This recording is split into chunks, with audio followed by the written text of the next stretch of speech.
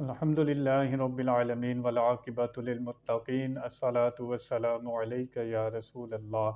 درس حدیث آپ سماعت فرما رہے ہیں۔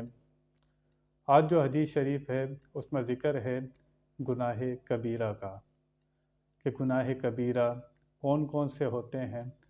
اگر مختلف احادیث کا مطالعہ کیا جائے تو 70 گناہ ایسے لکھے ہیں جو گناہ کبیرہ ہیں، اور اس کی شاخیں بنانے والوں نے شاخیں بنائی تو بتایا کسی نے کہ 700 گناہ بنتے ہیں جو گناہ کبیرہ ہے۔ گناہ کبیرہ وہ گناہ ہے جس پر شریعت کی طرف سے کوئی دلیل آئی ہو، ممانعت کی دلیل ہو، اور شریعت نے اس کام سے روکا ہو، اس پر دلیل ہو، تو وہ کام گناہ کبیرہ ہے۔ دوسرا یہ ہے کہ جس پر کوئی سزا، کوئی ایسا کام، ایسا گناہ جس پر کوئی سزا کی وعید سنائی گئی ہو، وہ گناہ کبیرہ ہے۔ یہ بتایا گیا، یا گناہ صغیرہ، اس کو بار بار کرتے رہنا، وہ گناہ کبیرہ بن جاتا ہے۔ اسی طرح کوئی گناہ کسی کے لیے صغیرہ ہوتا ہے اور کسی کے لیے کبیرہ ہوتا ہے۔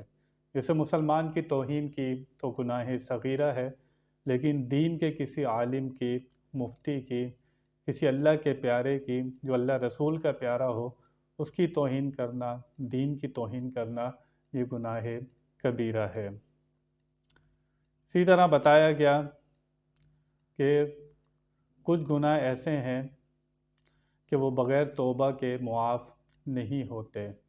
جیسے کوئی شرک کرتا ہے یا کفر کرتا ہے، وہ اس سے توبہ کرے، پھر کلمہ پڑھے، تو اس کے گناہ معاف ہو جاتے ہیں، جو اس زمانے کے گناہ ہوتے ہیں۔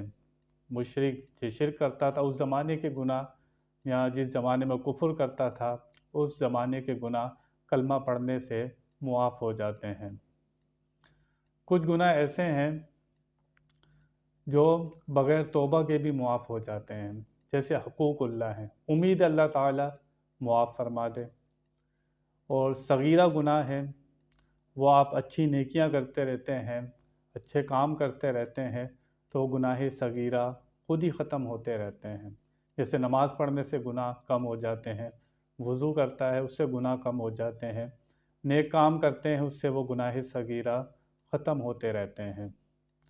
ایک گناہ ایسا ہے جس پر توبہ بھی کرنی پڑتی ہے اور اس بندے سے معافی بھی مانگنی پڑتی ہے، وہ حقوق العباد کہلاتے ہیں، جس میں توبہ بھی کی جاتی ہے، اگر کسی کا دل دکھایا ہے، کسی کو اذیت تکلیف پہنچائی ہے تو اس سے معافی بھی مانگی جاتی ہے، یہ حقوق العباد کہلاتے ہیں۔ تو گناہ صغیرہ، اس سے ہمیں بچنے کا حکم دیا گیا ہے۔ جہاں تک ہو سکے گناہ کبیرہ سے بچنا چاہیے، یہ معمولی گناہ نہیں ہے۔ بزرگ تو فرماتے ہیں کہ صغیرہ سے بھی بچنا چاہیے، کیونکہ گناہ کے معنی ہے نافرمانی کرنا۔ تو گناہ بڑا ہو یا چھوٹا ہو، اصل میں تو نافرمانی ہے، نافرمانی سے بچنا چاہیے۔ کبھی کبھی جو چنگاری ہوتی ہے وہ بھی آگ بن جاتی ہے، چھوٹے گناہوں سے بھی بچنا چاہیے۔ روایت عبداللہ بن مسعود رضی اللہ تعالیٰ عنہ فرماتے ہیں کہ ایک شخص نے عرض کیا، حضور کون سا گناہ بہت بڑا ہے اللہ کے ہاں؟ فرمایا، یہ کہ تم اللہ کا شریک ٹھہراؤ حالانکہ اس نے تمہیں پیدا کیا ہے۔ یہاں پر بتا دیا کہ اللہ تعالیٰ کا شریک ٹھہرانا، شرک کرنا، اللہ کے ساتھ کسی کو شریک ٹھہرانا، یہ سب سے بڑا گناہ ہے۔ قرآن میں اللہ فرماتا ہے، اللہ جو چاہے گا بخش دے گا، لیکن جس نے شرک کیا ہو، مشرک کو اللہ تعالیٰ بخشے گا نہیں۔ عرض کیا، پھر کون سا گناہ؟ فرمایا کہ اپنی اولاد اس ڈر سے مار ڈالو کہ وہ تمہارے ساتھ کھائے گی۔ اپنی اولاد کو اس لیے مار ڈالنا کہ یہ ہم اسے کھلائیں گے کہاں سے، یہ اس کا خرچہ کہاں سے پورا ہوگا، اس ڈر سے اولاد کو مار ڈالنا، یہ گناہ کبیرہ میں سے ہے۔ دور جاہلیت میں لوگ ایسا کیا کرتے تھے۔ عرض کیا، پھر کون سا گناہ؟ فرمایا یہ کہ اپنے پڑوسی کی بیوی سے زنا کرنا۔ پڑوسی کے حقوق اتنے ہیں، صحابہ کہتے ہیں ہمیں ڈر لگتا تھا کہیں وراثت میں حصہ نہ ہو جائے پڑوسیوں کا، اتنے ان کے حقوق ہیں۔ پھر پڑوسی کی بیوی کے ساتھ ایسا کام کرنا، یہ زنا تو ویسے ہی بہت بڑا، اس کو فاحشہ کہا گیا، یہ بہت فاحش کام ہے، فحش کام ہے، اس سے روکا گیا۔ پھر پڑوسی کے ساتھ ایسا کرنا تو یہ گناہ کبیرہ میں نبی پاک نے یہ بتایا۔ تب اللہ نے اس کی تصدیق میں یہ آیت اتاری، وہ جو خدا کے ساتھ دوسرے معبود کو نہیں پوچھتے، نہ اس جان کو ناحق قتل کرے جسے اللہ نے حرام کیا ہے، اور نہ زنا کرے۔